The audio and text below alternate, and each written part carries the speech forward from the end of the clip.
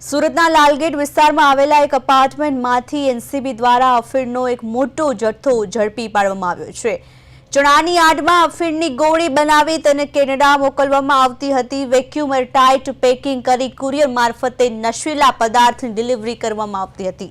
આ કામગીરી દરમિયાન અમદાવાદ એનસીબીએ કુલ 40 કિલો અફીણ જપ્ત કર્યું છે। આ સમગ્ર રેકેટ એક એનઆરઆઈના બંધ મકાનમાંથી ચલાવાતું, જેની વિગતો પણ બહાર આવી છે।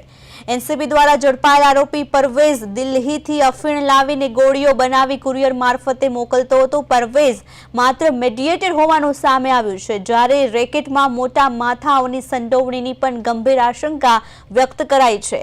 એનસીબી દ્વારા સમગ્ર નશા રેકેટ અંગે તપાસ શરૂ કરવામાં આવી છે। લાલગેટમાં એનસીબીની મોટી કાર્યવાહીમાં 40 કિલો અફીણનો જથ્થો જપ્ત કરાયો છે।